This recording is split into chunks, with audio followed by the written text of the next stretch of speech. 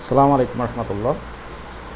আজকে খুবই গুরুত্বপূর্ণ একটি বিষয় আপনাদের সাথে আমি শেয়ার করতে যাচ্ছি, যেটা শেয়ার না করে নয়, অবশ্য আরও আগে আমার শেয়ার করা দরকার ছিল। সেটা হচ্ছে হাম। বর্তমানে কিন্তু আপনি যদি শিশু মেডিকেলে যান বা শিশু হাসপাতালে যান, তখন দেখবেন যে অনেক হামের রুগী, অনেক হয়তো আমরা বাসা বাড়িতে আছি, সে কারণে মনে হচ্ছে না যে হামের তেমন একটা প্রাদুর্ভাব নাই।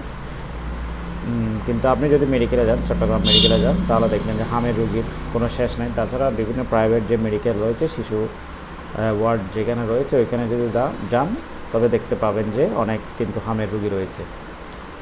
তার মধ্যে আমার বর্তমানে 3জন পরিচিত হামের রুগী, তার মধ্যে 2জনে মারা গেছেন, আরেকজন কিন্তু চট্টগ্রাম মেডিকেলে আছেন। ওনারা কিন্তু হামের যে লক্ষণগুলো কিন্তু পুরোপুরিভাবে দৃশ্যমান। এখনও চিকিৎসা চলছে, তবে প্রপার চিকিৎসা কিন্তু সবাইকে দেওয়া সম্ভব নয়। আর প্রথম দিকে যদি হাম যদি আপনার চিহ্নিত করা যায়, তবে চিকিৎসাটা কিন্তু অনেক সহজ। আর যদি হামের সাথে যদি নিউমোনিয়া থাকে, তবে ওই শিশুকে আসলে বাঁচানো অনেক অসম্ভব হয়ে যায়। আর তাছাড়া হামের যে প্রকোপ, সেটা কিন্তু বেশি দেখা দিচ্ছে আপনার 9 থেকে 15 মাস বয়সী যারা আছে, তাদের মধ্যে হামের লক্ষণটি বেশি দেখা যাচ্ছে। তার মধ্যে আমি কয়েকটা লক্ষণ বলে দিই। হাম যদি হয়ে পড়ে, হামের লক্ষণ হচ্ছে প্রথমত আপনার অনেক বেশি জ্বর আসতে পারে, অর্থাৎ আপনার বাচ্চার অনেক বেশি জ্বর আসতে পারে। জ্বর 2, 3, 4-এর মধ্যেও চলে যেতে পারে। তার কাশি থাকতে পারে। তারপর তার মুখের পিছন থেকে শুরু করে সমস্ত শরীরে আপনার র্যাশ বা লাল লাল অ্যালার্জির মতো ছড়িয়ে যেতে পারে, যেটাও অ্যালার্জি নয়।